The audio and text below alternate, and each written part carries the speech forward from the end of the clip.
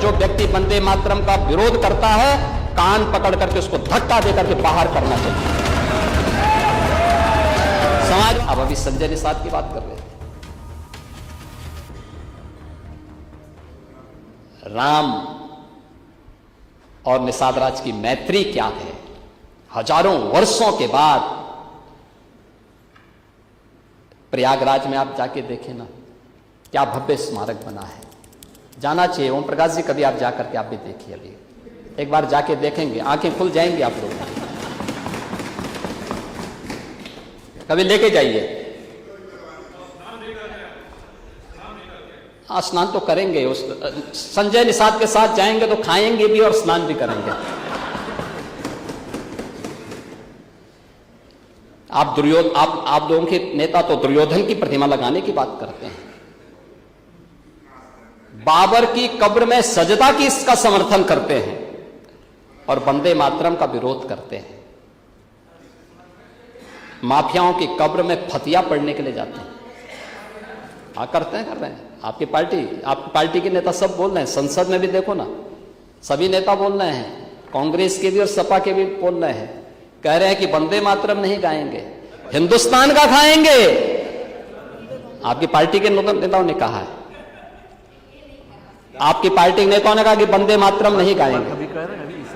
हाँ, समाजवादी पार्टी के भी एक सांसद ने कहा है और कांग्रेस के भी एक सांसद ने कहा है।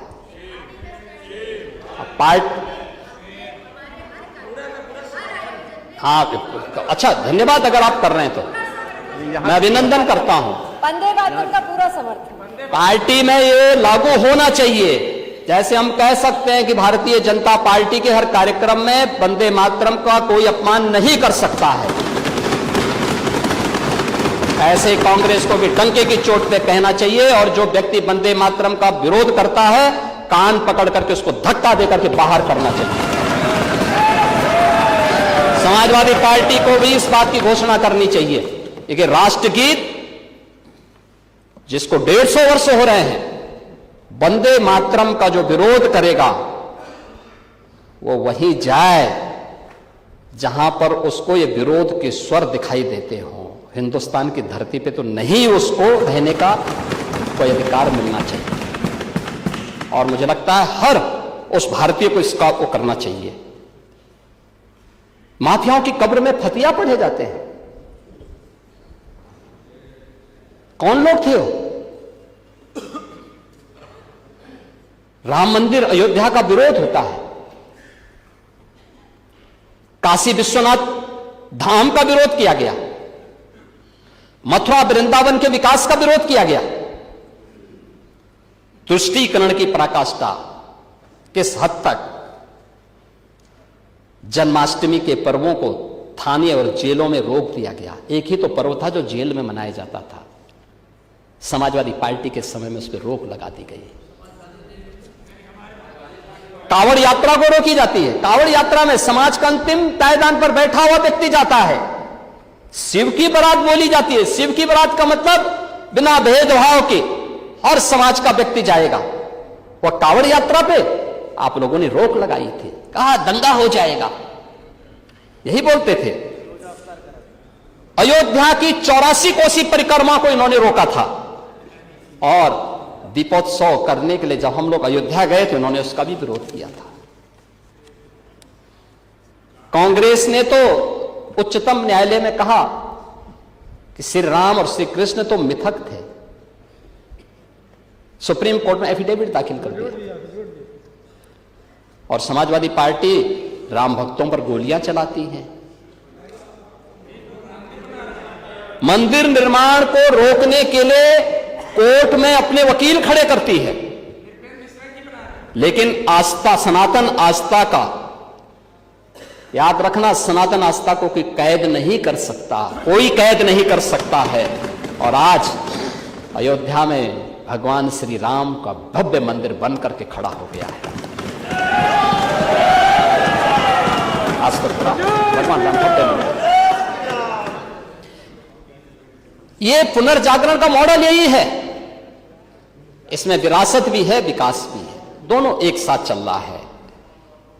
और आस्था का ये जो पुनर्जागरण है, यह उत्तर प्रदेश से प्रारंभ हुआ है।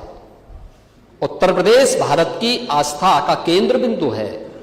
अगर भारत की आस्था की आत्मा कहें उत्तर प्रदेश को, कोई संयुक्ति नहीं। जिन्हें हम अयोध्या कह रहे हैं, जैसे हम काशी कह रहे हैं, जैसे हम मथुरा वृंदावन कह रहे हैं, जैसे हम प्रयागराज कह रहे हैं, ये केवल आस्था के केंद्र नहीं है। चित्रकूट, नैमिषारण्य, सुखतीर्थ, ये केवल आस्था के ही केंद्र नहीं है, ये राष्ट्र चेतना के भी केंद्र हैं। यही तो राष्ट्र चेतना के केंद्र हैं। अभी यूपी को कोई आप लोग समझ ही नहीं पा रहे हैं। अयोध्या की मर्यादा, जब भी दुनिया के अंदर मर्यादा की चर्चा होगी, अयोध्या की चर्चा होगी। जब भी दुनिया के अंदर शाश्वत चेतना की चर्चा होगी, तो काशी की चर्चा होगी। जब भी दुनिया में भक्ति की चर्चा होगी, तो मथुरा वृंदावन की चर्चा होगी। और जब भी समरसता की चर्चा होगी, तो प्रयागराज की चर्चा होगी। और ये चारों उत्तर प्रदेश में, हर उत्तर प्रदेश वासियों को इसमें गौरव की अनुभूति करनी चाहिए। ये चारों बातें उत्तर प्रदेश में हैं, और इसलिए इस पुनर्जागरण का केंद्र बिंदु उत्तर प्रदेश फिर से बन गया है, फिर से बना है।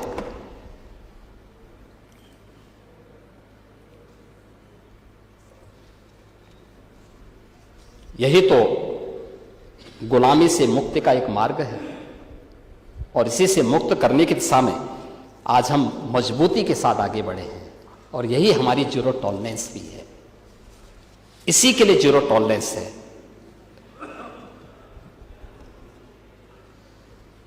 आज प्रयाग हो, काशी हो, मथुरा हो, वृंदावन हो, विंध्याचल हो, चित्रकूट हो, सुखतीर्थ हो, संभल हो, बरेली हो, नैमिषारण्य हो, यानी ये जितने भी तीर्थ स्थल हैं, बौद्ध तीर्थ स्थल हो, जैनी तीर्थ स्थल हो, सिख तीर्थ स्थल हो, या जो भी पौराणिक महत्व से जुड़े हुए, ऐतिहासिक महत्व से जुड़े हुए तीर्थ स्थल हैं, इन तीर्थ स्थलों को आस्था के साथ, राष्ट्रीय चेतना के साथ जोड़ने का जो काम किया गया है, आज उसके परिणाम आए हैं। करोड़ों की संख्या में आज वहां पे श्रद्धालु आता है। आस्था के साथ साथ वहां की अर्थव्यवस्था को भी मजबूती प्रदान करके जाता है। वहां की अर्थव्यवस्था मजबूत होती है। आप प्रयागराज में देखिए ना, मैंने तो पिछली बार महाकुंभ के दौरान सारे आंकड़े यहां सदन के सामने प्रस्तुत किए थे। आप काशी में जाइए ना, आप किसी भी अन्य उस स्थल पर जाइए, एक फूल पत्ती बेचने वाला व्यक्ति, फूल पत्ती बेचने वाला ब्राह्मण नहीं होता, नाव चलाने वाला ब्राह्मण नहीं होता, टैक्सी चलाने वाला व्यक्ति ब्राह्मण नहीं होगा। ब्राह्मण वहां का पुजारी जरूर होगा मंदिर का, लेकिन बाकी इन सभी में लगा हुआ व्यक्ति सर्व समाज का है। उसकी कोई जाति नहीं पूछता, कोई उसका मत नहीं पूछता, कोई उसका मजहब नहीं पूछता, लेकिन उसकी आत्मनिर्भरता और उसके स्वावलंबन का आधार वो धार्मिक स्थल बना हुआ है। और इसको पुनर्जीवित करने का काम, उसकी पुनर्स्थापना का काम यही डबल इंजन की सरकार के द्वारा किया गया है। और इसी कार्य को आगे बढ़ाने का कार्य, इसी को हम आगे बढ़ा रहे हैं। आज दीपोत्सव हो या देव दीपावली, रंगोत्सव अभी केवल आयोजन नहीं है, यह आज आत्म गौरव के महापर्व बन गए हैं।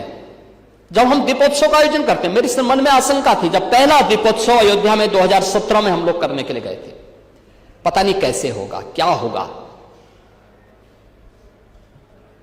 यही आशंका देव दीपावली के अवसर पर भी प्रयागराज काशी में थी, और यही आशंका रंगोत्सव के अवसर पर। लेकिन क्या सफलता, आज करोड़ों की संख्या में लोग स्वयं वहां पे फिजिकली प्रेजेंट होकर के और वर्चुअली जोड़ करके भी इस आस्था के साथ जोड़ करके, हर व्यक्ति उस आस्था के साथ जोड़ करके गौरव की अनुभूति करता है। हमने उस भारत की उस ताकत को कभी समझने का प्रयास क्यों नहीं किया?